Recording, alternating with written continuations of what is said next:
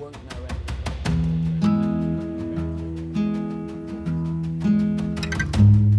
So, Lorraine, what was it like when you got the assessment letter? I was really nervous, if I'm going to be honest. I think for me, because my impairments are really hidden, I kind of thought, wow, I'm going to walk through the door, they're going to look at me and think, oh, there's nothing wrong with her. So yeah, when I got my letter, I made sure that I looked at the date, looked at where the assessment was going to be. It was about an hour and 50 minutes drive, which was quite a long way away.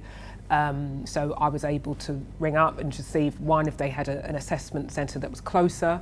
And they did. Yeah, they did. They kind of moved it to somewhere that was a bit closer because with my part of my impairments to do with my back, so sitting for a long period of time is really, really difficult for me.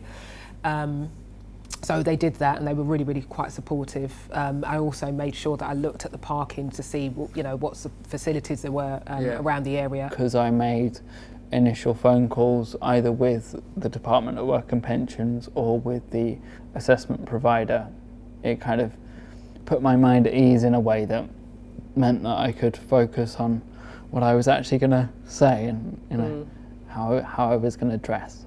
Yeah, I think the more prepared you are, the easier it is to relax. And so therefore, if you read the guidance, if you come prepared and you bring your application form, which is what I did, and my supporting evidence. So I made sure that, you know, a week before I'd read through everything, I brought everything that was necessary. And so that took off a lot of the pressure.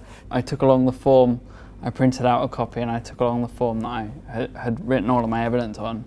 And I, at points during my assessment, was reading it almost word for word because I wanted to make sure that I was covering every single base.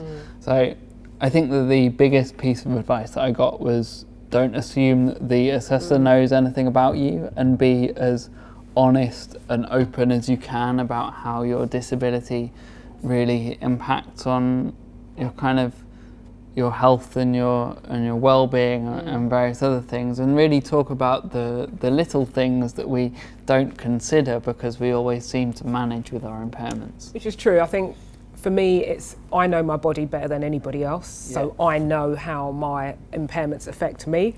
I think what is key to this, though, is really explaining in details. For myself, I tend to be quite a private person, so I don't often share because most of the time you kind of get on with it, so I don't really share how these things affects me. But at the assessment, it's really important to be very open, very honest, and go into as much detail as possible as to what it's like to be in a day in the life of Lorraine.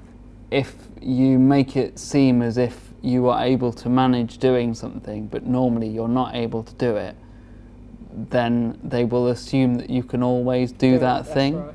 You don't want to put on any kind of brave face around how you deal with your impairment. It's easy to do that though sometimes, isn't it? It's so much easier to manage. That's right. And actually it needs to be an as honest conversation as you can muster. It's like doing the complete opposite, isn't it? Yeah. We're taught how to manage the impairment, but at the assessment you have to show them how you don't manage.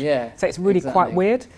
What's really good as well is that you can take someone with you to your assessment. So for me, I took my daughter with me for two reasons. One, because at the time I needed the support to help me to walk into the assessment centre, but also two, so that I could have someone else listening in and filling in the gaps that maybe I'd not heard or not listened to, or really for the assessor to get a sense of what it's like, as my daughter is my, you know, the person that supports me the most, what it's like in my world. If you can't get support from a family member or a friend, maybe consider contacting like an advocacy service or someone that can just be there to support you.